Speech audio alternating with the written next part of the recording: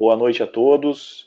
É um prazer revê-los aqui neste curso, né, nessa curso de palestras.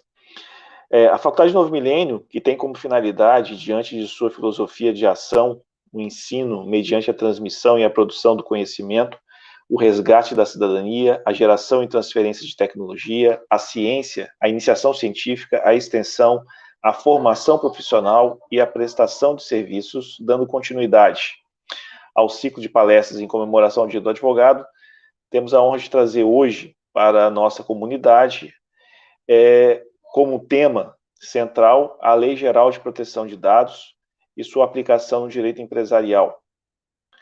A palestra será proferida pelos professores Lécio Machado e pelo professor Jorge Alexandre Fagundes. O professor Lécio, ele é doutorando em Direito pela Universidade de Coimbra, Portugal, é mestre em Direito, especialista em Direito Penal Econômico Internacional Europeu, advogado, escritor, sócio da startup Security LGPD LTDA, membro da ANPPD, Associação Nacional dos Profissionais de Proteção de Dados, membro da ANADD, Associação Nacional de Advogados do Direito Digital, membro da DTEC, Estudos de Direito Digital e Proteção de Dados da Universidade Federal de Minas Gerais, UFMG. Professor Jorge Alexandre, ele também é advogado, CEO da startup Security LGPD LTDA, também é membro da ANPPD, Associação Nacional dos Profissionais de Proteção de Dados, membro da ANADD, Associação Nacional de Advogados do Direito Digital, membro da DTEC, de Estudos de Direito Digital e Proteção de Dados da Universidade Federal de Minas Gerais, UFMG.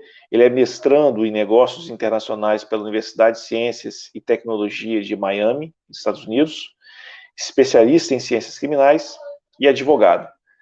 Professores, vocês estão com a palavra. Uma boa sorte, uma boa noite a todos. Boa noite, boa noite.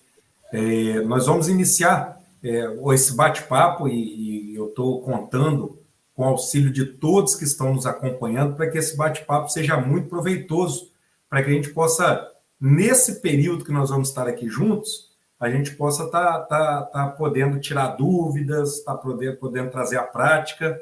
Eu quero agradecer ao professor Matheus e peço ao professor Matheus que agradeça ao professor Renato Lira, que é um amigo de longa data, foi meu professor na graduação, foi meu orientador de TCC, meu examinador, então uma pessoa muito querida, trabalhamos juntos por muito tempo, e a gente sempre se encontra, troca experiências sobre as questões do direito, sobre as questões acadêmicas. Então, agradecer ao Novo Milênio por nos convidar a participar dessa semana acadêmica.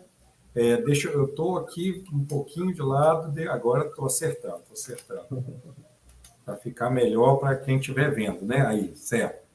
Então, eu queria agradecer como membro, né, como sócio da Security LGPD, também pela oportunidade.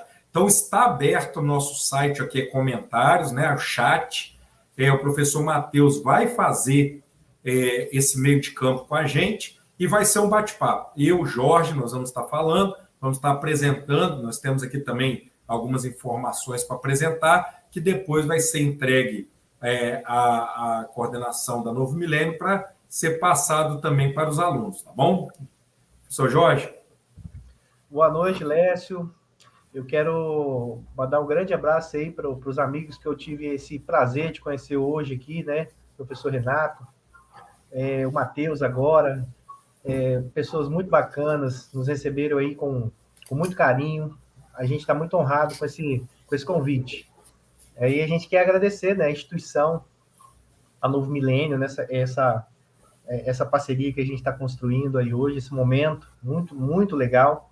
São mais de 20 anos, né, dessa faculdade aí, né, com tradição, que não perde de vista a visão do futuro, né, que é algo que inerente à proteção de dados, comprometido com o ensino superior, com o desenvolvimento regional, com a responsabilidade socioambiental, com a ética profissional, e principalmente esse respeito que ela tem com a individualidade e o pluralismo, né?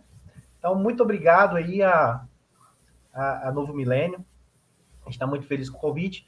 E nós vamos aqui hoje dar continuidade ao que vocês do que já foi até abordado, né, sobre a LGPD essa semana, com o advogado Portugal, porque hoje o nosso intuito aqui é trazer um pouco da prática. Como bem citado, nós estamos aqui representando também a startup Security LGPD, que criou uma forma de adequação bem legal para as empresas, inovou nesse aspecto, trouxe aí uma visão nova para o assunto, não se limitou a uma área ou outra, criou uma metodologia que eu sempre digo para o Lécio, sempre digo para as pessoas, ela é orgânica, ela é multifuncional, ela se interliga em todos os pontos, e a gente quer trocar um pouco essa ideia hoje com todos vocês nesse bate-papo, como é ser um profissional da proteção de dados pessoais, mas na prática, né?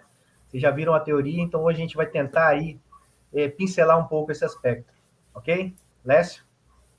Isso aí. Para ficar mais prático também, ficar mais legal, nós vamos fazer o quê? Compartilhar uma apresentação, né? Para que a gente possa ter o visual também, né? Não ficar só naquilo que nós estamos querendo falar, mas também que vocês possam visualizar. Né? Então, o que eu trouxe para falar um pouco para vocês sobre Lei Geral de Proteção de Dados? Né? É só para lembrar, securitylgpd.com é a nossa página na internet, que a gente vai ter de conhecer material, ver vídeos, livros, baixar e-book, saber das últimas notícias sobre Lei Geral de Proteção de Dados. Tem tudo lá, vocês podem acessar.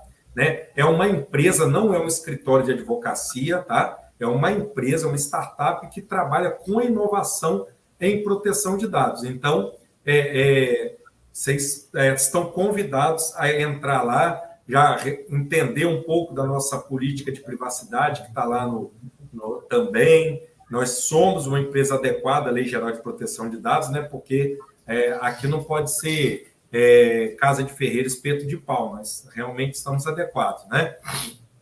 E por que falar em proteção de dados pessoais? Né? Por quê? Qual a importância? Por que está esse foco? Por que se pensa nisso? Olha aí, eu trouxe aqui manchetes de jornal. Falha no site do AB, expõe dados pessoais de advogados. Vazamento na Intel. Um grande vazamento de dados na Intel, ainda nesse ano. O Ministério Público do Distrito Federal abriu inquérito para investigar vazamento de dados. Então, lei vazamento de dados, incidente de dados também está ligado às ciências criminais. É muito importante lembrar isso. A Lei Geral de Proteção de Dados não traz informações da área criminal, mas práticas de ataques a bancos de dados e bancos de dados que contenham dados pessoais podem ser punidos ainda. E o Espírito Santo aqui, ó, os hackers voltam a atacarem e invadem o sistema da Unimed Vitória. Para vocês terem uma ideia, nós temos um cliente, eu gosto sempre de lembrar isso, nós temos um cliente que é uma empresa, uma grande construtora do Espírito Santo, mas ela é uma empresa capixaba.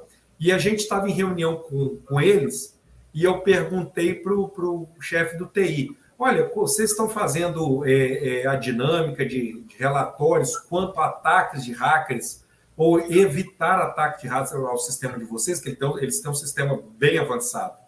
Aí ele falou assim, sim. Eu falei, e quantos que são por mês? Quantos ataques por mês? Aí ele falou assim, não, doutor, não são ataques por mês, não. São mais de 40 ataques por semana que nós buscamos evitar com o nosso sistema de segurança. Então, quando a gente pensa em proteção de dados, em segurança da informação, parece que é uma coisa longe, né? Está longe de nós. Mas uma empresa capixaba que trabalha com construção civil sofre cerca de 40 ataques e tem que se defender desses no mínimo 40 ataques por semana. Então, o assunto é altamente pertinente. E ele não é só do TI, ele também é um assunto do jurídico, ele também é um assunto do administrativo, do empresarial. O empresário é aquele que vai ficar com a mancha, né, na sua reputação empresarial por conta do incidente de vazamento de dados. Então, se uma empresa hoje tem um grande vazamento de dados pessoais dos seus clientes ou dos seus colaboradores, a reputação da empresa fica manchada no mundo empresarial. Então, isso não é uma coisa de TI, é uma coisa de mundo, de dia a dia, né? Que nós vivemos isso hoje. E eu quero relembrar com vocês aqui, eu vou botar um vídeo bastante rápido aqui, que é para nos lembrar como que isso está preso ao nosso dia a dia. Eu espero, vocês já devem ter visto, mas para aqueles que não viram, ou viram sem essa visão que nós estamos tentando passar hoje, eu vou passar para vocês aqui um vídeo bem interessante. Rodrigo Mendes de Souza, endereço Rua Maria Lisboa, 56, apartamento 38. Como você sabe o meu endereço? Rodrigo, eu sei tudo sobre você. Seu cartão de crédito é 3266-7743, 1314. Código de segurança não me fala 353. Então, autógrafo. Que autógrafo, cara? Eu sou famoso não, mas seus dados são. Peraí, posso te dar uma salva? Proteger seus dados não é brincadeira. O Itaú cuida da sua privacidade. Itaú, feito para você confiar. Eu te envio. Eu tenho seu número. Então, observem só, esse tema é tão pertinente, é tão atual, né, que os grandes bancos estão preocupados em proteger os dados do seu cliente e utilizam isso como forma de dizer que tem boa reputação. Então, isso é muito importante. E vocês, estudantes de direito aqui na sua maioria, né, eu quero aproveitar aqui também falar, dar um abraço para os professores advogados, ontem foi o dia do advogado, né? E todos os professores da rede também. Então, é um assunto preocupante em todas as áreas. Porque quem tem que se preocupar com isso? Todo mundo. Todo mundo. Pessoa natural ou pessoa jurídica, de direito público ou privado, que faça tratamento de dados pessoais, né? Então, trabalha com dados pessoais, tem que fazer isso. E para deixar aqui o tema mais interessante, mais instigante, eu quero apresentar para vocês o senhor Antônio. Né? O senhor Antônio, ele foi aposentar e ele foi lá no INSS, no sistema Meu INSS, juntou toda a documentação pertinente à aposentadoria, fez o pedido de aposentadoria dele lá e ficou aguardando uma resposta do INSS. Só que, de repente, o telefone dele, depois de alguns dias, ligaram para o telefone fixo da casa dele. E o seu Antônio atendeu. E a atendente do outro lado dizia para ele assim, olha, é o seu Antônio das Coves? Ele, sim, sou, meu nome é este. Né? Falou o nome todo dele. Eu queria falar com o senhor Antônio, mas o senhor Antônio pode confirmar alguns dados? O CPF do senhor é qual? O endereço do senhor é qual? E tal, e tal. Ah, então é o senhor Antônio mesmo. É porque aqui é do Banco X e nós estamos sabendo que o senhor aposentou, foi contemplado com benefício de aposentadoria do INSS e nós temos uma oferta incrível para o senhor.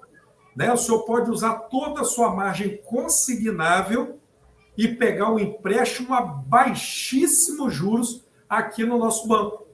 A primeira coisa que o senhor Antônio se espanta é que ele descobre, por terceira pessoa, por uma empresa privada, que já está aposentado e está prestes a receber seu benefício, né, no banco, e sem que ele mesmo tivesse sido avisado pelo INSS. Então, isso eu poderia falar que é uma questão fictícia. Fictícia é só o nome do senhor Antônio das Coves, porque nós estamos observando isso diariamente, né? Nós estamos frente a isso aí diariamente, estamos nos encontrando com essa situação diariamente. O idoso sendo atacado por telefone, mensagem telefônica, mensagem WhatsApp, telefone fixo, sendo atacado de todas as formas possíveis e impossíveis para que ele pegue um consignado. Isso eu posso até dizer que é uma praga, né, nos nossos dias. Mas o que é importante nós observarmos no caso do senhor Antônio? É definir quem é quem nesse caso, de acordo com a Lei Geral de Proteção de Dados. Vamos para a prática disso aqui. Então, nós temos o caso concreto de fato, e vamos dizer que o senhor Antônio te procura no seu escritório de advocacia muito chateado por ele ter sido invadido, ter sido violado na sua privacidade, ter sofrido os seus seus dados estarem sendo expostos a outras pessoas que ele nem conhece, antes mesmo dele saber da sua aposentadoria.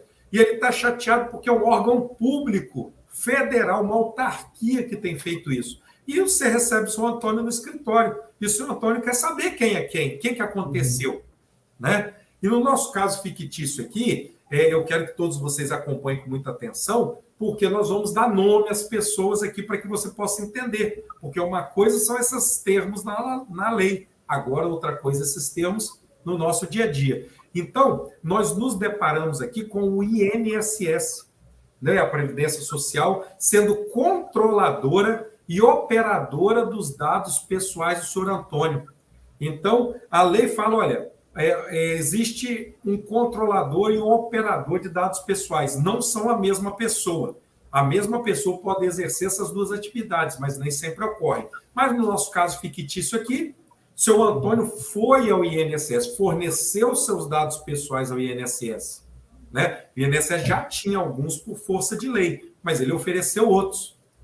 O seu Antônio obteve, foi gerado para o seu Antônio dentro do INSS novos dados pessoais, número de benefício, margem consignável. Então, o que ocorre? O INSS, por fazer esse tratamento de dados pessoais, quer dizer, coletar os dados pessoais do senhor Antônio, botar nos seus bancos de dados, produzir novos dados pessoais a partir de então, o INSS é o controlador e o operador desses dados pessoais. Legal? Havendo dúvida, pode perguntar aí, professor, bota aí, professor Matheus, não entendi determinada coisa, o professor Matheus pode intervir aqui e o Jorge também. O encarregado pelo tratamento de dados é um ente, uma pessoa física, um colaborador do INSS ou um terceirizado, não colaborador do INSS, mas terceirizado, que vai fazer um entreposto entre o controlador, o operador e a Autoridade Nacional de Proteção de Dados e o titular de dados pessoais. É aquela pessoa na empresa, é aquela pessoa que tem todo o conhecimento sobre os dados pessoais que existem na empresa e como eles são tratados, qual é o ciclo de tratamento de dados. Bom, no INSS, infelizmente, ainda a gente não sabe quem é essa pessoa, eles estão num processo de implantação, de adequação, existem gestores de processo em vários setores, mas ainda eles estão meio perdidos nisso aí, eles estão muito perdidos nisso aí, né? Mas existe um encarregado pelo tratamento de dados. Tem um apelido, Lécio? Tem, DPO, né? DPO. É o termo em inglês, mas o DPO é o encarregado pelo tratamento de dados pessoais, segundo a Lei Geral de Proteção de Dados. A Lei Geral de Proteção de Dados não traz esse termo DPO, tá? E quem que é o titular de dados pessoais? Seu Antônio.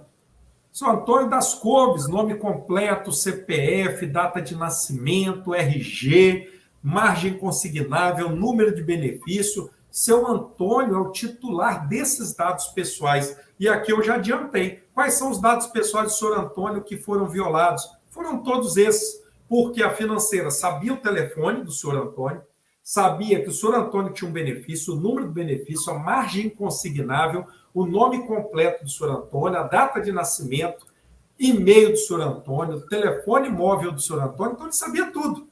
Então, todos esses itens que eu falei aqui são os dados pessoais do senhor Antônio que foram expostos, que fazem parte desse incidente, né? Então, esses são os dados pessoais do nosso exemplo aqui. E o incidente em si é o quê?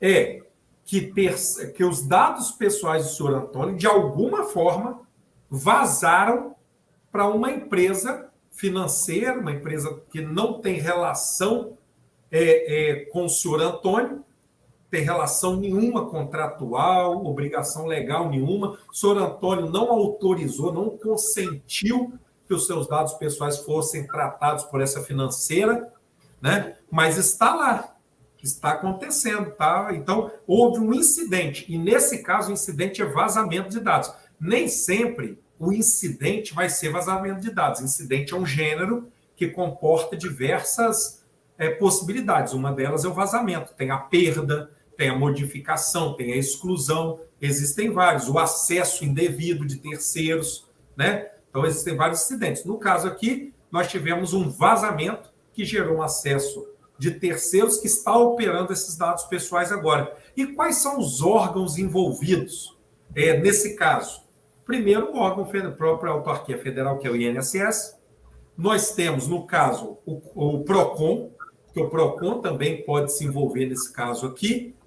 Nós temos também a ANPD, Autoridade Nacional de Proteção de Dados. Essa autoridade foi criada por força da Lei Geral de Proteção de Dados e é quem vai fazer a investigação e a punição administrativa, né, dentro da ideia do direito administrativo, a essa empresa, ao INSS. Vai tentar descobrir como aconteceu esse vazamento de dados e vai ter que punir o INSS por isso. Então, existe lá uma lista de possibilidades de punição. Nem todas se aplicam ao ente público, mas essa empresa que está operando, por exemplo, essa financeira, também deve ser investigada e punida pela ANPD.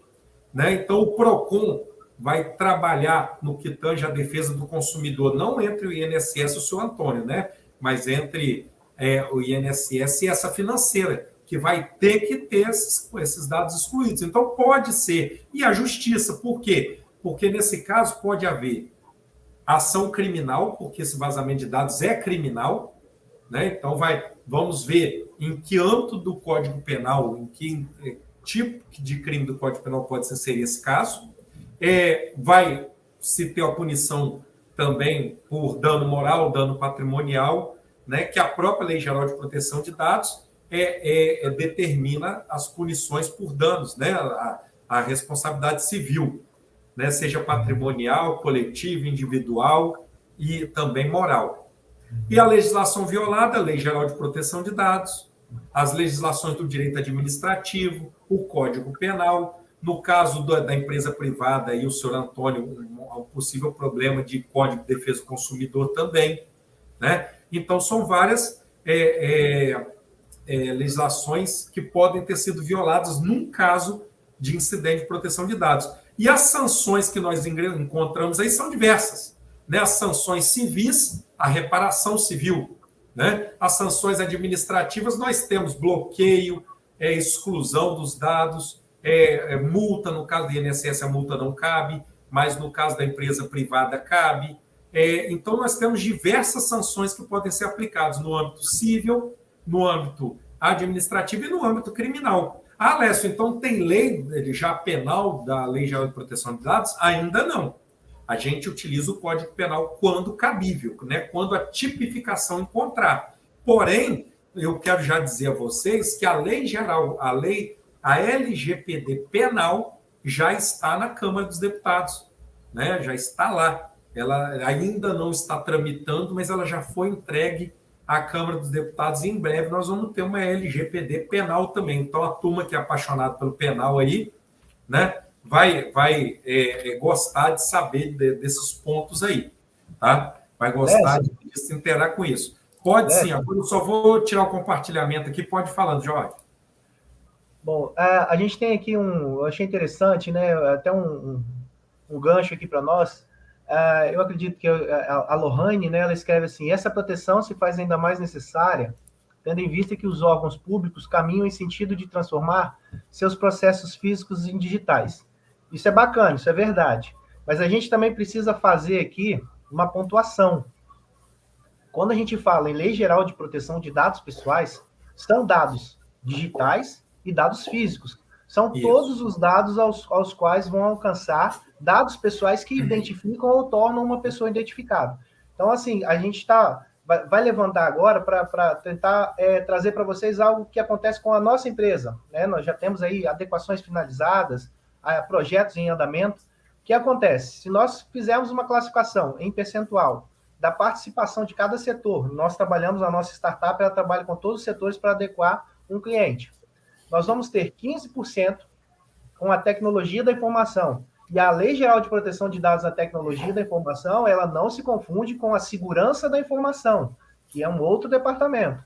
Então, é importante também fazer essa ressalva. 15% vão ficar aí na documentação. Nós também aqui, eu e o Dr. Lécio, nós também somos advogados. Mas a documentação, ela é algo que você consegue construir dentro da realidade daquele cliente num tempo curto. Então, você faz a documentação, daqui a pouco você está com ela pronta, é só aguardar e aplicar no momento certo. E 70%, e isso é um recado que, assim, que a gente dá com muita alegria para vocês que queiram participar desse novo mercado que está se abrindo em relação à proteção de dados, 70% é humano, 70% é treinamento. Não tem glamour, né? A gente fala isso, né? Como comentava antes, no início aqui hoje, com o professor Matheus, não há glamour para você fazer uma adequação à Lei Geral de Proteção de Dados. Ao contrário, é muito trabalho. Né? Você vai substituir o terno e o blazer pela camisa de malha, a nuca vai suar, porque você tem que conscientizar quem vai operar o dado, que são todas as pessoas que trabalham naquele cliente, no órgão público, todos os servidores vão ter que estar preparados para isso, e você tem que fazer esse treinamento dia a dia, durante todo o período de implementação. É fazer é mudar a cultura que nós temos no país. Apesar de que nós temos aí, nós temos, né, leis que em alguns momentos tratam de proteção de dados, a Lei de Acesso à Informação, nós temos o Marco Civil da Internet, nós temos o próprio Código de Defesa do Consumidor no seu artigo 43, que fala sobre proteger dados pessoais, e aí ali você vai encontrar escrito assim, dados pessoais. A LGPD, ela trouxe um marco divisor aí. Ela pegou e nos mostrou de forma clara que os nossos dados têm valor, têm preço, e ela construiu um marco divisor. Antes, as empresas, os órgãos públicos recebiam os nossos dados pessoais e entendiam como propriedade. Esses dados são meus e eu vou fazer o que eu entender de melhor. Com a LGPD, agora nós temos uma situação diferente. Por isso que quem tem os dados é chamado de controlador, porque vai controlar os dados. Porém, a LGPD diz, você pode tratar, ela também não proíbe o tratamento, mas você agora vai ter regras, você vai ter que entrar no jogo, você vai ter que respeitar o regramento. E a LGPD, ela não é uma lei punitiva, ela prevê suas sanções lá no final, no artigo 52, administrativas, e a autoridade nacional vai poder fazer, que é uma espécie de agência, uma analogia aí como a Anatel nas telecomunicações, ela vai ser fiscal aqui com a proteção de dados pessoais, apesar de ter isso, mas ela é uma lei orientativa, e acreditamos também que essa vai ser a própria posição da autoridade nacional, agora que ela, com tudo em vigor e tudo que vai acontecer, de que ela vai vir com esse espectro, de fazer a orientação, de fazer o encaminhamento, de tentar mudar essa cultura que há na nossa sociedade em relação a dados pessoais que recebemos, nas nossas empresas, que recebemos nos órgãos públicos, esse compartilhamento, essa difusão de dados, né, que não tinha, né, digamos assim, um controle ou um apontamento que mostrasse com clareza para nós que os nossos dados têm valor. E é isso que acontece. Dentro daquilo que o professor Lécio, o doutor Lécio está falando, sobre essa questão dos dados pessoais aí serem compartilhados, igual no caso do INSS, isso é muito comum. A gente traz, né doutor Lécio, outro caso também que já nos chegou, quem nunca aconteceu com isso, alguém na família, né, nas telefônicas, as empresas de telecomunicações, aquela que você nunca comprou uma agulha dela, de repente ela te liga, te chama pelo nome, faz ofertas de portabilidade, de novos planos, e você pergunta, a pergunta que você faz, como que você tem o meu dado pessoal? Então, isso aí a gente vai ter aí 2 incidentes. Essa empresa que está te ligando, ao qual você nunca contratou, ao qual você nunca forneceu seus dados, ela está fazendo tratamento indevido, que é uma das violações da LGPD. E a outra empresa, né, ela controladora do dado, aí nós vamos pensar assim, poxa, mas lá na outra empresa que acabou compartilhando, foi um funcionário que pegou lá e fez alguma coisa errada e acabou, né, passando esses dados adiante. Não importa, a responsabilidade é dela. Então, nós temos ali um compartilhamento indevido, é um tratamento indevido com os dados pessoais da LGPD. Lécio, Matheus? Sim. Professor Matheus, alguma inserção, alguma informação? Eu achei bem interessante, porque eu já fui vítima, eu vi até alguns alunos comentando aqui que já foram vítimas disso também, né? E eu dou aula em direito consumidor, e no direito consumidor a gente fala muito isso, né? Que atualmente os dados pessoais são uma grande mercadoria, né? É um produto que algumas empresas aí acabam divulgando aí para na Deep Web, né, ou até mesmo de uma forma comercial, né, e isso mostra como que nós estamos vulneráveis, né. Você imagina, igual eu falei, eu já fui vítima uma vez de uma empresa de telefonia, eles me ligaram, eles sabiam o meu nome completo, sabiam o meu CPF completo, sabiam o nome da minha mãe. Eu falei assim, não é possível, como assim, né? E isso mostra, né, como nós estamos vulneráveis, né? Quem nunca teve aí um cartão de crédito clonado, ou uma conta debitada um valor que não fez, né, de um débito que não fez, ou um crédito que não fez, isso infelizmente está bastante comum, né? E a lei de proteção de dados veio exatamente para fazer frente a essa situação, né, a esse fato social que aí tá bem marcante, né, bem interessante. Professor Matheus, é interessante dizer que a gente não, nós brasileiros, não estou falando mal do brasileiro, mas porque é diferente. O europeu, ele tem um cuidado grande com isso. Por exemplo, eu fiquei 3 anos estudando agora na Europa, e o que ocorre lá? Em regra, um pai europeu nunca bota na rede social uma foto de um filho de frente. Ou bota um emojizinho no rosto, ou bota uma foto dele de longe, que não dá para identificar da criança, ou a criança de costas, né, para a câmera. Ele não faz, porque ele sabe da importância de proteger o filho do mundo digital, né, dele não ser encontrado nesse mundo digital. Por quê? Porque essa discussão de proteção de dados na Europa, ela nasce da própria difusão de dados pessoais da Segunda Guerra Mundial. Então, na Segunda Guerra Mundial, ninguém pensa nisso, que o governo descobriu que aquele indivíduo era judeu? Através das violações aos dados pessoais. Então, por isso que o europeu, o judeu, ele é tão cuidadoso com seus dados pessoais. Por quê? Porque ele sabe que naquele momento da história, aquilo foi extremamente importante para individualizar e para eles serem punidos e caçados. Não só os judeus, como todos os outros grupos que foram caçados e foram na tentativa do extermínio. Então, logo após a Segunda Guerra Mundial, muitas legislações europeias de proteção de dados já se iniciaram. E aí, o que acabou ocorrendo?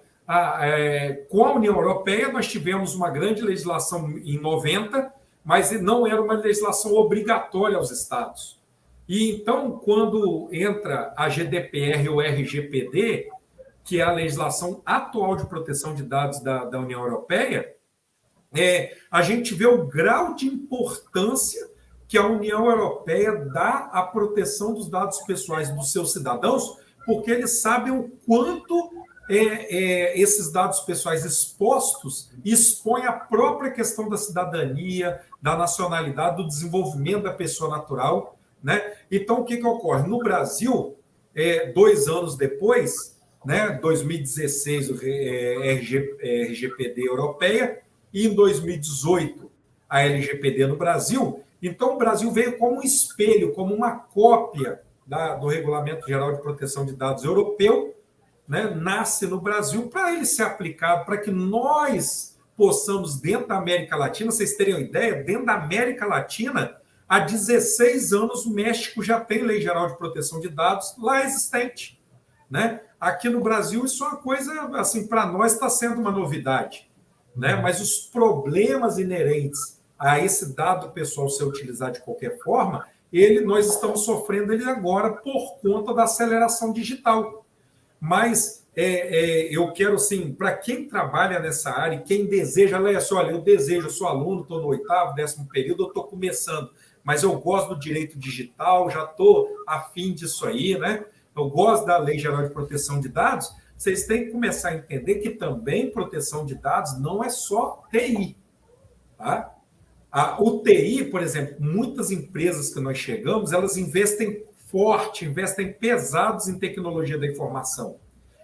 Software, servidores poderosos e tal, pessoal treinado, pessoal de TI é um povo treinado, certificado, né? No direito a gente não pensa muito em certificação, mas o pessoal do TI, a cabeça deles é se certificar, né? Certificado ISO, ABNT, certificado não sei o quê. Então, é um povo bitolado, é um povo preparado para isso. Nós não, né? Mas só que ocorre o seguinte, quando nós chegamos no mundo empresarial para trabalhar com Lei Geral de Proteção de Dados, às vezes a gente gasta 2 reuniões no TI e acabou. Uma reunião para conhecer, outra para falar, olha, as ações de vocês são essas, mas vocês estão legal. Agora, quando a gente vai para o arquivo morto, quando a gente vai para o atendimento presencial ao cliente, né, que a gente fica desesperado. E aí não tem tecnologia da informação. Aí tem gente conversando com gente, pegando documento de gente. Olha o que nós encontramos. Nós encontramos pessoas que trabalham numa empresa trocando documentos de terceiros via WhatsApp, né?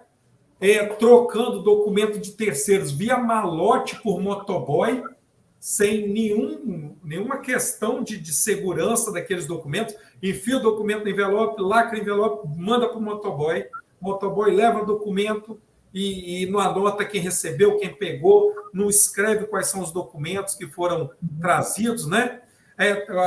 Vamos lá no arquivo morto, a gente chega no arquivo morto, tem um prédio velho caindo aos pedaços, com um monte de janela, com um monte de porta, sem sistema de contra-incêndio, sem sistema de refrigeração, né? Os documentos todos colocados de qualquer forma. Quer dizer, só isso por si só já é uma violação à Lei Geral de Proteção de Dados. Então, você imagina, enquanto está todo mundo pensando em TI, nós que vivemos a prática, nós estamos vendo o mundo real. Né? E o mundo real não é o mundo real de Lei Geral de Proteção de Dados e TI.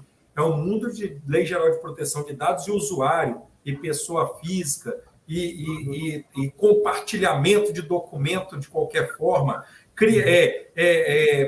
coleta de dados pessoais de pessoas que você já coletou, dados pessoais vai coletando de novo, né? Então, isso é muito grave. Por exemplo, a Débora de Barros Silva aqui fala assim, e como fica as sanções às empresas que usam serviço de terceiro para processamento de dados, alugando servidor, tal e tal? Bom, isso aí também já está ligado à tecnologia da informação. Isso tudo pode, isso tudo é possível, né? Mas o grande problema, Débora, é quando a gente chega na empresa e pergunta assim, qual é a prática? Ah, não, nós guardamos tudo no servidor, na nuvem. E aonde que está a nuvem? Eu não sei. Você sabe em que país está a nuvem? Eu não sei. E você sabe como que é a política de backup? Ah, eles têm política de backup. Qual que é? Não sei. E como que é a política de vocês de armazenamento e tal? Ah, nós temos aqui, assim, assim, assim. Aí ele pergunta, está escrito aonde? Em qual documento? A gente não tem nada escrito, a gente sempre fez assim. Né? Quando a gente chega no atendimento ao cliente e vira para atendente e fala assim, quais os dados pessoais que você pega do seu cliente? Ah, eu pego CPF, identidade, nome do pai, nome da mãe, endereço, telefone fixo, telefone móvel, eu pego isso, pego aquilo ou outro. Sim, mas assim, por que você pega esses dados? Ah, eu não sei, eles mandam pegar. Então, é uma loucura. Nós da Security, nós já criamos um mantra, né? Quanto mais dados, mais responsabilidade. Quanto menos dados, menos responsabilidade. Esse é o nosso mantra. Então, nós chegamos nos atendimentos pessoais e falamos, olha, quanto mais dados, mais responsabilidade. Quanto menos dados, menos responsabilidade. Porque a gente não entende. Nossos colegas, né, os escritórios de advocacia vão fazer um contrato. Um contrato simples entre duas pessoas, contratando, por exemplo, a compra e venda de um bem móvel, nome do pai, nome da mãe, CPF, não sei o quê, não sei o quê, não sei o quê, não sei o quê. Por que todas essas informações, esses dados pessoais estão nesse contrato? Ninguém sabe dizer, porque eu tenho o costume de pegar, mas pegar por quê? Por que esses dados vão ser importantes? Então, tudo tem Lei Geral de Proteção de Dados, tudo tem um porquê, não é, Jorge? Exatamente. Aproveitando assim também, interessante, né, quando você estava falando sobre o costume que vem da Europa, inclusive uma da GDPR, né? Inclusive, nossa lei, ela foi criada até por reflexo, porque a GDPR legislou para o futuro, né? Exigindo que os países do bloco europeu só negociassem com países, né, de fora do bloco que tivessem suas leis gerais de proteção de dados. Então, Você deu o exemplo do México, 16 anos com lei, então o Brasil fez a sua até para poder se adequar ao que está acontecendo no mundo, né? Não foi porque ele é bonzinho, né? Ou porque ele veio até sob uma pressão.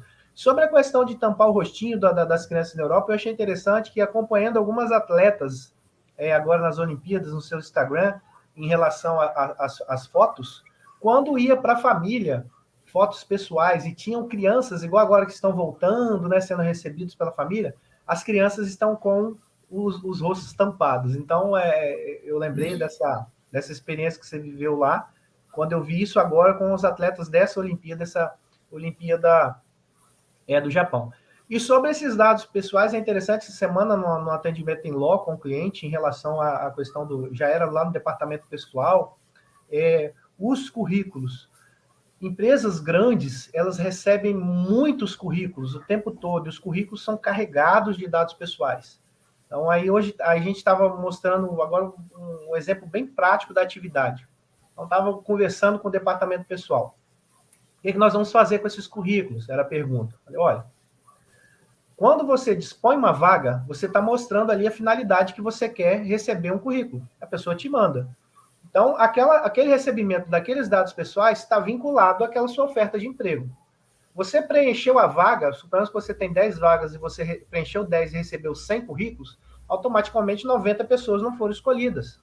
Então, em regra, o que você vai fazer? A finalidade acabou, você já preencheu a vaga, não tem motivo mais, você está com aqueles 90 currículos, você vai, em regra, você vai descartar. Mas a gente sabe que no mundo empresarial, o que acontece? Já fui recrutador há muito tempo, treinador de equipes, o que ocorre? Às vezes você tem um currículo muito bom, daquela pessoa que não tem a vaga para ela naquele momento, você fala, poxa, mas esse cara aqui vai ser interessante, essa moça aqui vai ser interessante, pode pintar uma vaga para ela esse ano ainda, eu gostaria de ficar com esse currículo.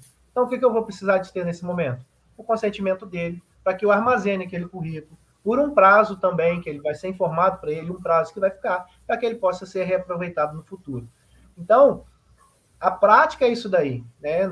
A gente não fica só no dia a dia, porque você tem que entender os dois lados, você tem que criar uma flexibilidade entre a legislação, entre o que o setor empresariado precisa, porque o setor público a gente sabe, quando apertar eles vão puxar legítimo interesse, ou vão dizer que é por interesse público. Mas o setor privado, como ele não tem essas ferramentas, e ele tem muitos interesses que são legítimos também, por exemplo, agora no período de pandemia, muitos empregadores não puderam ter profissionais de saúde da sua cidade, porque muitos foram contratados, UTIs sendo abertas a todo momento, então tinham que buscar fora, e às vezes armazenavam currículos de profissionais de outras cidades, e aí a gente vai, logicamente, encontrar um caso fortuito, força maior, por conta da pandemia, e também o legítimo interesse dele em quê? Em atender uma demanda, né? Porque o direito à vida, o direito de salvar vidas, né, estava acima de qualquer tipo de regramento, aí um pouco mais engessado.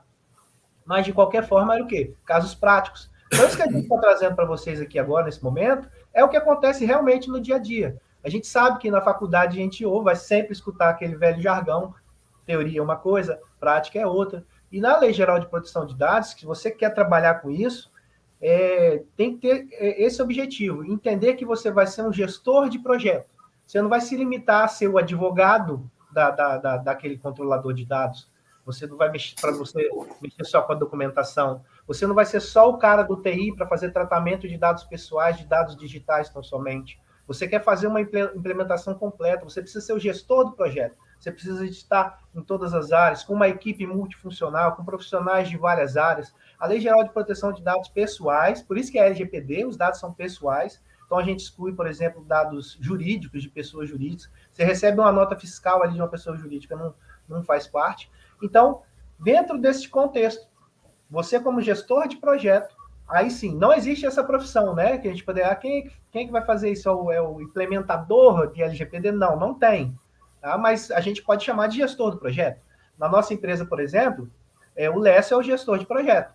Por quê? Ele trouxe a metodologia da Europa toda, já baseada na GDPR, porque ele é um doutorando em Coimbra, em Lisboa, conheceu toda essa metodologia de trabalho, trouxe isso. Eu venho do setor privado, sempre treinando, preparando as pessoas dentro da área corporativa, e nós temos também o Rômulo Cardoso, que é da parte do TI, é o primeiro DPO do Espírito Santo. É o primeiro DPO que adequou uma empresa como DPO e ele está lá nela como DPO, que inclusive é uma empresa de dados digitais, né? É cliente nosso. É interessante, porque né, as pessoas perguntam sempre isso. Então, a gente, nessas frentes, a gente consegue fazer isso. Então, é uma atividade muito grande, muito legal. E a gente quer também, a gente sabe que a gente não vai conseguir falar de tudo hoje, né? Mas a gente deixa aí, né? As nossas redes sociais estão aí na tela, @lesio.machado, @Jorge Alexandre Fagundes é os nossos Instagrams, vocês podem nos contactar também, a gente tem aí essa boa fé, essa boa vontade de estar junto com vocês. Então, já que você estava falando, Jorge, dessa questão profissional, a Renata perguntou o seguinte, Renata Correia Oliveira, né, nos perguntou o seguinte, o DPO precisa de uma formação em Direito, em TI, tal? Olha que interessante, Renata, o DPO precisa de ser uma pessoa confiável, precisa de ser uma pessoa organizada, precisa de ser uma pessoa, assim, que tenha um conhecimento multidisciplinar. Um advogado pode ser um DPO? Pode. Um gestor de TI, um analista de sistema, um desenvolvedor, qualquer cargo da TI pode ser um DPO? Pode. Mas a experiência nos mostra que, para ser um DPO, primeiro, necessita ser uma pessoa de extrema confiança. Por quê? Porque é quase um novo cargo de diretoria da empresa. O DPO participa de todos os projetos que se iniciam na empresa, o DPO participa de uma adequação, o DPO participa de auditorias, recebendo auditores e respondendo as perguntas, o DPO precisa de saber escrever, e precisa de entender. Agora, precisa de ser um profundo conhecedor de TI? Não, porque a empresa vai ter o TI e vai, quando precisar de alguma informação de tecnologia, buscar ele. Precisa de ser alguém do jurídico? Não. A empresa o DPO pode buscar assessoria jurídica quando necessitar. Agora, ele precisa ser um grande gestor de projetos. Precisa de conhecer a empresa como um todo. E né? Por exemplo, numa faculdade onde nós estamos executando esse trabalho, a DPO é uma arquivista, né? Trabalha chefe de biblioteca, uma arquivista. Fazendo curso, treinamento conosco, diário e tal, e está se dando super bem. Numa outra empresa é a engenheira, que é a engenheira da empresa, mas também é membro da família, da diretoria da empresa, é uma empresa familiar. Numa outra empresa, é a esposa do dono da empresa que agora é inserida na empresa com essa responsabilidade. Então, quer dizer, antes de tudo, são pessoas de extrema confiança. E são pessoas, né, que são confiáveis. Por quê? Porque vão ter acesso a tudo. Vão ter acesso a assuntos confidenciais, muitas vezes empresariais. Então, é quase um novo membro da diretoria da empresa. Tá? O nome já diz, né, Lécio? Assim, só para complementar aí, né? O DPO é Data Protection Officer, né? Na tradução livre significa diretor de proteção de dados. Então, ele vai fazer parte de uma diretoria. A função hoje de DPO, que foi regulamentada agora, como CBO, vai ter o seu Código de Identificação Profissional, ela não deriva que o profissional venha de uma carreira específica. Né? Então, ela perguntou, precisa ter formação em Direito ou TI? Não precisa, não tem necessidade de ser de nenhuma formação específica. Aí, ao mesmo passo que qualquer pessoa de qualquer formação pode se tornar um DPO, desde que ele tenha os requisitos aí que o Dr. Lécio falou. E não precisa de pagar, comprar certificado, nada disso. É importante que se certifique, certificação é uma coisa da turma de TI, tá? Mas existem muitos DPOs que não têm certificado, a lei não obriga, tá? A lei obriga que ele cumpra a função dele como está previsto em lei. Responsabilidade do DPO está lá, né? Fazer a interface entre titular de dados e a empresa, entre a empresa e a NPD. Outra coisa, o DPO não precisa nem de ser da empresa. Por exemplo, a Security, que é a nossa empresa, nós temos um dos nossos serviços, é o DPO externo. Nós exercemos a atividade de DPO em nome da empresa. Às vezes a empresa tem um quadro muito enxuto, não quer contratar uma pessoa para ser e nem tem ninguém dentro do corpo da empresa para fazer esse serviço. Contrata um terceirizado. Então, por exemplo, para quem está pensando em uma nova oportunidade de trabalho, pode se tornar de DPO terceirizado. Né? A nossa empresa executa essa atividade. Muito bem. A Rafaela está falando aí, Rafaela Araújo, que também tapam o rosto das crianças na Coreia do Sul, né? Porque realmente essa questão. Sobre essa questão de vazamento de dados, sobre essa questão de telefonia, esses exemplos, o exemplo do seu Antônio, né? Nós também, eu e o Jorge somos advogados, nós temos recebido agora, atualmente, muitos casos de idosos que têm recebido depósito em suas contas bancárias e depois descobre que aquele depósito na conta bancária é referente a um empréstimo que uma empresa terceirizada fez para ele. Por exemplo, no meu escritório, por exemplo, tem 8 casos desses, 8 petições sendo produzidas nesse sentido, de pessoas, e, por exemplo, uma cliente nossa tem 2 cartões de crédito com anuidade cobrando que ela nunca recebeu, e tem mais 4 empréstimos cobrindo toda a margem consignável dela, porque ela tem um benefício de aposentadoria, 4 empréstimos lá, e um benefício de pensão por morte do marido. Então, isso é uma loucura no Brasil hoje. Né? E nós estamos ingressando com ações, né, Jorge, para a gente ver até quando isso vai chegar, porque ainda a gente não tem decisão específica nesse caso. Nós já temos decisões, né, de outras questões, né? Você pode falar dos casos agora, Jorge, um pouco sobre essa parte jurídica? Eu vou falar de 2 casos que são interessantes, né? No caso prático, em relação a essa violação. Primeiro é aquele nosso conhecido, já que aconteceu no ano passado, com a instituição financeira, que ela negou o acesso aos dados do cliente. Então, aí, para isso, nós temos, né, dentro das previsões da Lei Geral de Proteção de Dados, o acesso facilitado de quem é o dono do dado, quem é o titular do dado, como a lei nomeia. Então, você vai àquele que controla o dado, que tem o seu dado, você pede o acesso, você quer saber o que tem no dado, que a lei te dá várias situações em que você pode pedir, como alteração, até exclusão, modificação, e você quer ter uma informação do seu dado. E eles negaram esse acesso. Então, ele se sentiu ali com prejuízo em relação a uma outra demanda, acabou tendo essa ação ajuizada, e o banco depois ligou para oferecer um acordo. E por que o acordo? É melhor findar o processo do que você ter a sua reputação em relação à proteção de dados exposta. Porque, obviamente, uma instituição financeira ser condenada porque negou acesso, como prevê agora a Lei Geral de Proteção de Dados, não é uma coisa muito bacana. E o outro que eu vou falar para vocês, eu só não vou poder falar o número do processo, até porque ele correu em segredo de justiça, e o motivo que ele correu em segredo de justiça é porque ele consta, né, com dados pessoais de crianças e adolescentes. Então, aí foi dado esse viés no processo, ele correu em segredo de justiça.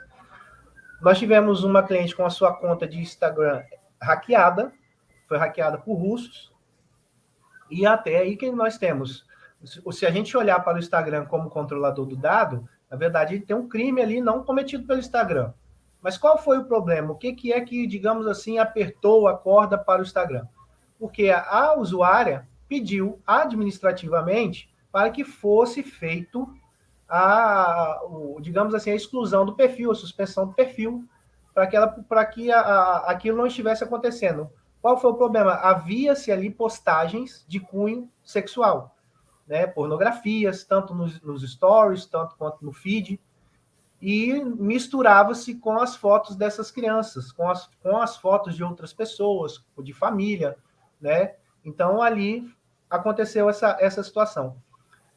O Instagram respondeu que aquilo não violava sua política de privacidade de dados. E aí que foi o problema. Porque, sim, violou a sua própria política de privacidade. A sua resposta dizia que não violava. E a sua política de privacidade, que é aquilo que ninguém lê, né, quando você abre o site, diz que fotos de nudez e pornografia violam a proteção de dados. Então, ele mesmo produziu a prova e o seu problema. E, com isso, ele foi condenado. Ele recorreu, isso foi para a turma, né, porque o processo correu em sede de juizados especiais, e a turma manteve a condenação.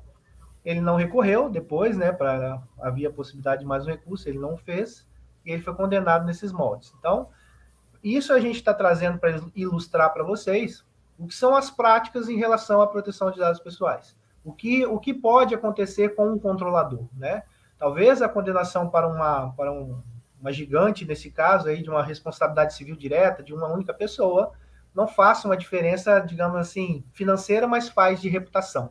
Porque você pode ter hoje aí uma reportagem, por exemplo, dizendo isso.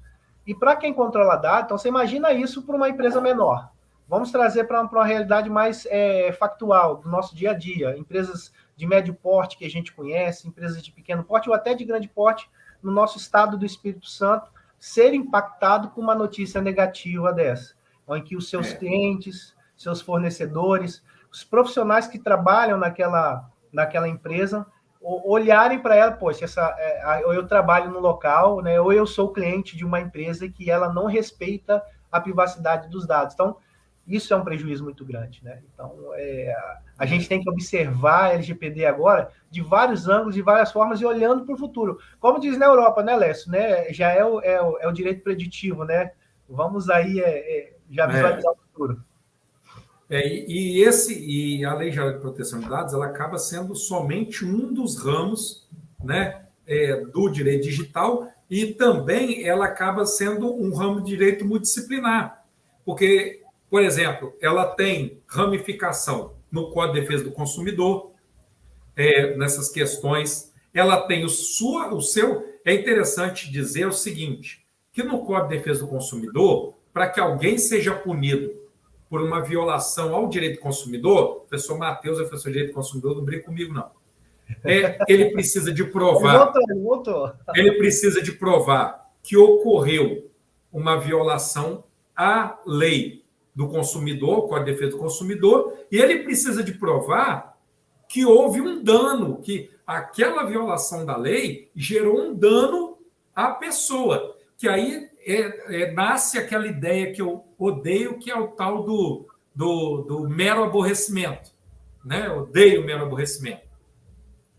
Então, às vezes você gasta dias resolvendo um problema por conta de uma violação do Código de Defesa do Consumidor, aí o juiz olha só para o dano. O dano foi mínimo, mas aquele tempo todo que você gastou resolvendo o problema, ele acha que foi mero aborrecimento, ele nem respeita a questão do desvio produtivo.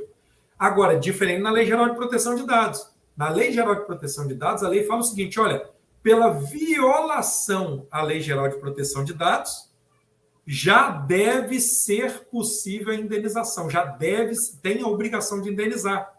Então, numa questão ligada à Lei Geral de Proteção de Dados, o que ocorre? Basta provar a violação para que se tenha que indenizar. Você não precisa provar o dano. Então, é muito mais severo. É muito mais... É uma legislação mais evoluída, né, nesse sentido. Porque é claro que o dano, o espectro do dano, ele vai ser utilizado para determinar o valor, por exemplo, montante de dano moral. Mas ele vai ter que ser dado. Por conta da violação, da simples violação à Lei Geral de Proteção de Dados. E preste atenção, então eu estou falando nisso no âmbito da defesa do consumidor. Então, você pode entrar com uma ação em defesa do consumidor utilizando a Lei Geral de Proteção de Dados. Você pode entrar com uma ação só falando de lei, tratando de Lei Geral de Proteção de Dados. Tá? E você também pode entrar com uma ação na Justiça do Trabalho, porque você, colaborador, teve seus dados pessoais expostos, perdidos, vazados pelo seu empregador. Então, nesse caso, nós temos aí o dano moral na Justiça do Trabalho pela violação do tratamento de dados. Então, você vê como que também é uma legislação interdisciplinar no campo do direito. Né? Ainda nós não temos decisões de juiz do trabalho por violação da Lei Geral de Proteção de Dados na relação empregado-empregador. Mas nós teremos, e na minha visão, nós teremos milhares delas durante em algum tempo. Então, é muito importante observar isso aí. Tá? No que tange a nossa prática, é muito importante a questão a empresa que não cuida dos dados pessoais do seu colaborador pode sofrer ação, pode sofrer numa ação, numa reclamação trabalhista, ter pedidos por dano moral e violação de Lei Geral de Proteção de Dados. Aqui, Lécio, aproveitando aí, a gente falando das decisões da justiça, né? E isso também está sendo um embate muito grande no cenário nacional, porque nós temos juízes aí que estão interpretando a LGPD de forma até equivocada, principalmente nessa questão do dano aí que o advogado tanto gosta, né? Que ele já é em ré ipsa, ele nasceu, ele já deve existir. Mas é interessante a gente tocar aqui numa coisa que aconteceu durante a pandemia, no ano passado, em 2020, em relação à proteção de dados, né? O STF, Supremo Tribunal Federal, nos dias 6 e 7 de maio, isso lá em 2020, o julgamento da medida cautelar nas ações diretas de inconstitucionalidade. Depois vocês podem procurar aí, é 6387, 6388, mas você digitar STF e proteção de dados, elas vão aparecer para você. 6389, 6393, 6390 suspendeu a aplicação da medida provisória 954 de 2018. Que falava essa medida provisória? Ela obrigava as operadoras de telefonia a repassarem ao IBGE os dados pessoais, né, de consumidores da telefonia móvel, como celular, endereço, nome, etc. Então, o que o STF deu ali? E foi uma decisão, a relatora foi a ministra Rosa Weber, mas teve uma decisão unânime, 11-0, em que isso não fosse possível, porque violava a privacidade de dados, violava a autodeterminação informativa, né, que tanto a autodeterminação informativa, tanto se fala que o STF entendeu que essas duas situações, que estão no artigo 2º da LGPD também, e o direito à privacidade está lá na Constituição, já no artigo 5º, como garantia fundamental, eles entenderam que a privacidade de dados, a autodeterminação informativa, são garantias fundamentais. Podem não estar na Constituição, mas esse já é o entendimento do STF. Então, nós estamos falando de uma decisão que já aconteceu há mais de um ano e de forma unânime. Digamos assim, dizendo para, no caso, o controlador ali seria uma coisa entre o governo federal, o IBGE, no caso, e as telefonias, que não poderia haver essa troca de informação de dados pessoais. Então, nós já temos esse entendimento do STF, tá? E eles se basearam numa coisa que aconteceu na Alemanha nos anos 80. Era a mesma coisa. Havia o interesse do governo em relação a dados pessoais dos seus cidadãos alemães, para ser dividido ali, né, ser compartilhado entre algumas prestadores de serviço, e o governo alemão, nos anos 80, já disse isso, né, que não poderia haver esse compartilhamento, então foi muito baseado nisso, inclusive as decisões dos ministros do Supremo Tribunal Federal, elas vêm ali com muita informação, fazendo essa comparação à decisão da Corte Alemã na década de 80 em relação à proteção de dados pessoais. Dito isso, eu vejo assim, né, o Lécio, o professor Matheus aí pode opinar que não vai demorar muito, nós teremos aí a privacidade de dados e autodeterminação informativa. O que é autodeterminação informativa? É o direito de acesso que eu tenho dos meus dados com quem os controla, né? Os dados são meus, aí eu chegar lá, professor Matheus lá tem uma loja, ele tem meus dados, eu chego lá, Matheus, eu quero ver meus dados, quero saber o que você tem aí, você me mostra? Isso é autodeterminação informativa, é direito de acesso aos meus dados que estão em posse de um controlador. Eu assim, pergunto para vocês, vai demorar muito para isso entrar na Constituição Federal como garantia fundamental?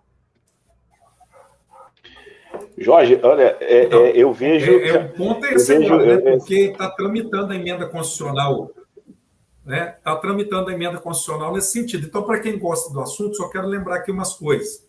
Câmara dos Deputados hoje, emenda constitucional, nesse caso, para colocar esses princípios como no artigo 5º da Constituição, como garantia constitucional.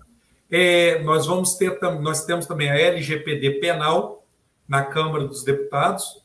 Nós temos também regras, legislações ligados a Marco Civil da Internet, inteligência artificial, que estão tramitando na Câmara dos Deputados. No Senado, não me recordo de nenhuma, mas elas também vão passar por lá em pouco tempo, né? Mas que são legislações importantes. E isso, assim, para agregar o nosso conhecimento aqui, a proteção de dados pessoais, a privacidade, a autodeterminação informativa, eles estão na Lei Geral de Proteção de Dados, mas não somente lá.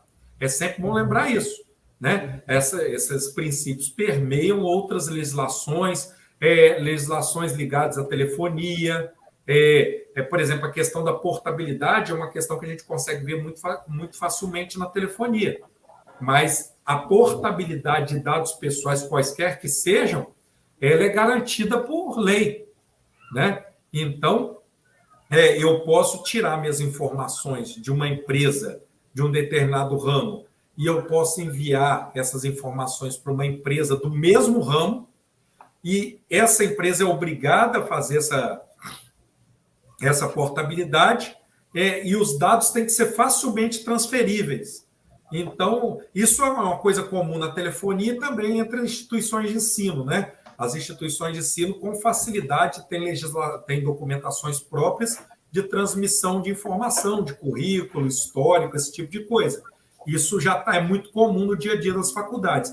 Mas no dia a dia de empresas de crédito, nem sempre é assim. As empresas de crédito tinham sistemas diferentes para impedir a portabilidade de dados, né? Portabilidade de contratos, portabilidade de créditos. Hoje isso não é possível mais.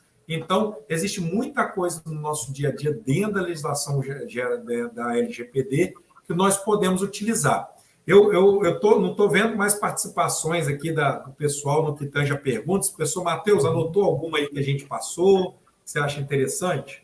Não, por enquanto não, mas tem, acho que uma manifestação minha em cima disso aí que vocês falaram, principalmente do direito do consumidor, que é algo que muito me agrada. Eu acho que a LGPD no Brasil ela veio até bem tarde, né? Porque acho que somando isso que vocês falaram, né? Porque um dos princípios básicos do direito do consumidor e é um dos pilares, né, do direito do consumidor é exatamente as relações de consumo seguras, né? Então, assim, se eu entro num site para comprar lá qualquer coisa, né, e lá eu coloco meus dados, né, meus dados pessoais, meus dados bancários, né, presume-se que o site, que a instituição, ela retenha essas minhas informações, retenha esses meus dados e não distribua, né, sem que haja uma autorização prévia minha para isso, né. Isso é muito com isso que você falou, professor Lécio, essa questão do dano, né? Ora, se vaza os meus dados, ainda que não tenha tido um dano expressivo, ainda que não tenha havido um dano expressivo, houve uma lesão, né? O consumidor não vai se sentir seguro, né? Não está adequado a ele esse tipo de relação com esse tipo de empresa. Então, a segurança, acima de qualquer coisa, é um bem jurídico que deve ser tutelado, né? E eu também entendo que a Constituição, ela não sei se ela taxativamente vai falar sobre isso, né? Mas ela implicitamente já traz essa noção, já traz essa ideia quando fala o princípio da dignidade da pessoa humana, né? Ora, se eu informei meus dados para a empresa, para comprar um produto, para adquirir um determinado serviço, eu não quero que esses meus dados circulem, senão eu expressamente diria, né, dessa forma, né? Então, quando eu não faço, isso não cria um precedente que possibilite essa utilização. Então, de repente, né, a própria Constituição já traz em seu bojo essa ideia, né? Exato. E para quem está gostando do tema, está gostando da conversa, ainda é estudante, professor Matheus, o importante eu vou dar uma dinamizada nisso aqui, no sentido de falar, olha, eu gostei, mas eu posso trabalhar onde com isso? Isso me serve para quê? Como advogado, no seu escritório de advocacia, você pode atender demandas ligadas à Lei Geral de Proteção de Dados, né? Como DPO, não, Lécio, eu vou formar em Direito, mas eu vou buscar me especializar, me certificar, eu gosto. Então, estude, né? Você pode se tornar encarregado de proteção de dados. Como compliance, né? As atividades de compliance empresarial são muito fortes, e tem o compliance criminal, o compliance empresarial de modo geral e tem o compliance em Lei Geral de Proteção de Dados, que é diferente do DPO. O DPO é aquele cara que representa a empresa, relaciona a empresa, autoridade e titular de dados. O compliance, ele vem para fazer com que toda a empresa respeite a lei, né? E vem ali como aquele cara, tipo o cara da segurança do trabalho, da proteção de dados. Então, é um outro cargo, não é encarregado de proteção de dados, né? Então, tem essas possibilidades. Você pode trabalhar também defendendo empresas, como advogado, defendendo empresas e empregadores de demandas de Lei Geral de Proteção de Dados. Então, também é um outro âmbito de trabalho. E você pode se adequar ao seu estudo de Lei Geral de Proteção de Dados, você pode adequar ele à dinâmica de um atendimento empresarial que nunca vai gerar uma consultoria empresarial, uma mentoria empresarial, que nunca vai te gerar uma necessidade de trabalhar no contencioso. Você pode trabalhar tão somente com a consultoria empresarial. O Breno Tomasi disse: o compliance tem a ver com o LGPD? Se sim, qual seria a relação? Não, o compliance ele é mais amplo que a Lei Geral de Proteção de Dados, mas dentro de uma empresa de grande porte, já é hoje visível a contratação de um compliance Lei Geral de Proteção de Dados, ou ainda, né, quando se está contratando compliance agora numa empresa de médio porte, eles já requerem que o compliance, além do compliance criminal, o compliance empresarial, ele também saiba de Lei Geral de Proteção de Dados para fazer um trabalho mais complexo, né? Sobre isso. O Luiz Eduardo Faustino, compliance é o operacional? Não, o compliance é como se fosse... Como é que eu vou tentar fazer uma analogia? É como se fosse um indivíduo que está dentro do administrativo da empresa, né? Observando toda a empresa, criando normas e vendo se essas normas estão sendo cumpridas, a fim de que a empresa não caia em nenhum tipo de incidente, seja incidente quanto à proteção de dados, seja um incidente de corrupção, sejam incidentes de descumprimento de normas empresariais tributárias, fiscais. Tá? Então, empresas muito grandes, por exemplo, Vale do Rio Doce, você tem um compliance criminal, você tem um compliance tributário, você tem um compliance empresarial de modo geral, você tem um compliance em Lei Geral de Proteção de Dados, que não se confunde com o encarregado de proteção de dados. Tá? E é uma carreira que não é uma carreira jurídica, mas alguém formado em direito pode sim trabalhar com isso. Você pode ser também, lembrei aqui de uma outra possibilidade, ser gestor de projetos de adequação, né, de proteção de dados, ser um DPO externo, né, ou prestar outros tipos de serviço na área de proteção de dados. E esse gestor, o gestor aí, inclusive, é aquele que é o mais completo, né, que é o que a pessoa chega e faz todo o procedimento, acompanha tudo, adequa a empresa, né? Inclusive, nós temos um cliente no setor de energia que tem um compliance muito forte, e nós estamos lá fazendo a adequação à Lei Geral de Proteção de Dados Pessoais. Então, caminha, se comunica, é óbvio, há essa interação, mas não é a mesma coisa, né? E ele funciona. O compliance é aquele cara que cria as regras através de certificações, principalmente através de ISO e orientações, e depois fiscaliza para que aquilo seja cumprido, né? Ali a rédea para poder manter a empresa dentro desse compliance empresarial. Isso é bem interessante. E, professor Matheus, a gente tem, assim, por exemplo, vou extrair aqui um trecho de uma das decisões aqui em relação da Constituição e a LGPD, lá do STF, né? Que é dito que a afirmação de um direito fundamental à privacidade e à proteção de dados pessoais é uma compreensão integrada do texto constitucional, lastreado no direito fundamental da dignidade da pessoa humana, na concretização do compromisso permanente de renovação, da força normativa, da proteção constitucional à intimidade. Então, perfeito. Temos a Suprema Corte hoje já fazendo essa ligação direta entre Lei Geral de Proteção de Dados. Isso foi feito no dia 6 e 7 de maio de 2020. Então, há mais de um ano, a STF já entende isso, que a LGPD está bem colada aí no texto Não, constitucional. total. Tá umbilicalmente ligado, né? Na verdade, tudo remonta, né, a essa segurança que a gente precisa para se relacionar de forma positiva, né? Bom, eu acho que a gente pode caminhar. O que você acha, professor Matheus, para o final? Ok? Beleza? Beleza. Eu quero agradecer o professor Matheus, em meu nome, o Jorge ainda vai falar. Eu quero dizer que foi muito bom ter batido. Cada vez que a gente conversa, coisas novas aparecem. O professor Matheus falou algumas coisas muito interessantes que eu vou guardar aqui. Eu só vou projetar aqui, eu peço o Ian para projetar aqui para a gente. Eu quero apresentar, eu não apresentei no início, né? Mas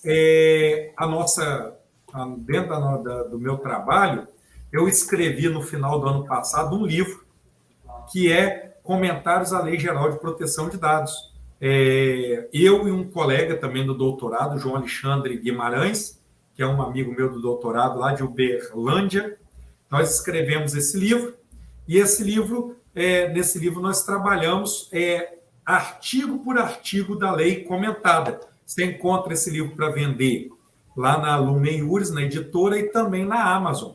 Então, se você quer se aprofundar, tem interesse em se aprofundar, você pode ter acesso aí à obra Comentários à Lei Geral de Proteção de Dados, editora Lumen Iuris. Tem lá meu nome e o nome do professor João Alexandre Guimarães.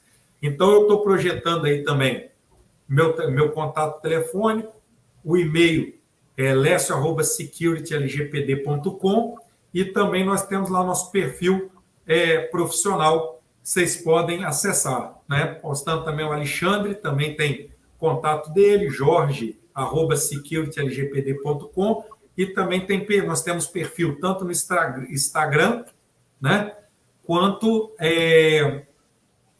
no Facebook. A Security também tem perfil, né, nas redes sociais, Instagram, Facebook.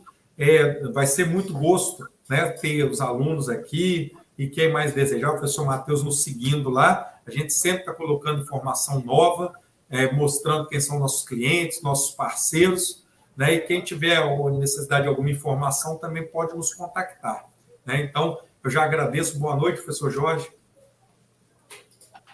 Eu quero agradecer a instituição, ao Novo Milênio, pelo convite, ao professor Matheus, ao professor Renato, a todos os professores aí eu não conheço todos aí, mas um grande abraço, um grande respeito e admiração por quem trabalha nessa profissão, né? Tão bacana ver isso, formar as pessoas, construir aí, ajudar na construção de pessoas, isso é muito legal.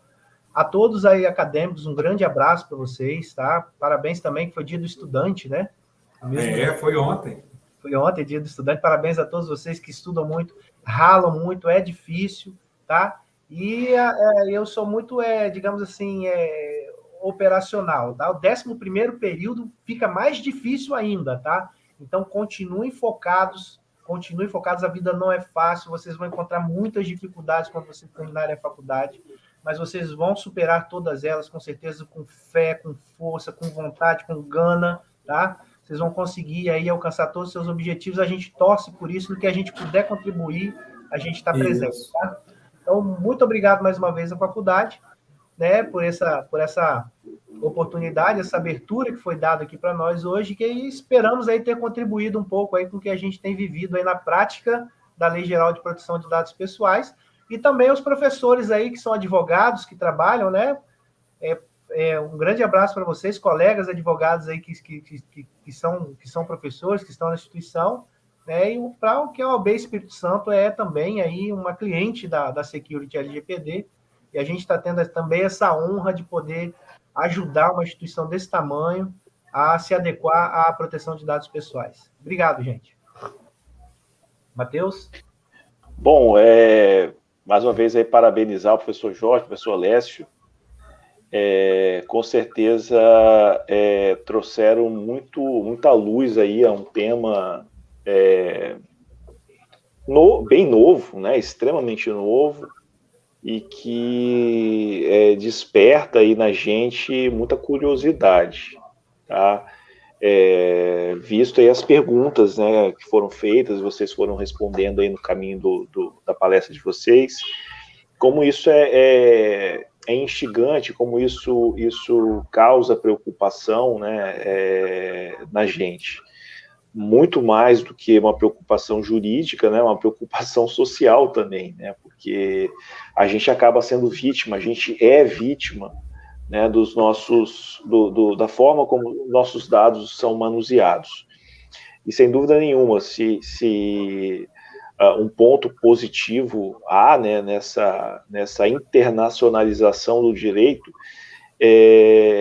a preocupação, né, que o Brasil acabou tendo que ter para a criação dessa lei, mostra, de uma certa forma, uma preocupação, um cuidado necessário que se despertou com a proteção dos dados, né? O mercado internacional hoje é um mercado que privilegia, né, as relações seguras, né? Então, nenhum país europeu admite e admitirá, né, comercializar com um país, comercializar com uma empresa que não tenha, né, dentro da sua base essa preocupação com os dados alheios, né? Então isso é muito positivo. E, sem dúvida nenhuma, para os nossos queridíssimos alunos, né, é um campo que se abre, né, um campo aí que aparece, mais um campo que aparece no curso de Direito,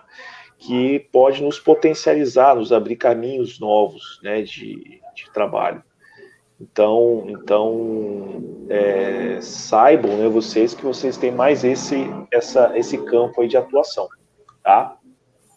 Com isso eu parabenizo novamente professor Lécio, professor Jorge, pela excelente experiência aí que apresentou para a gente.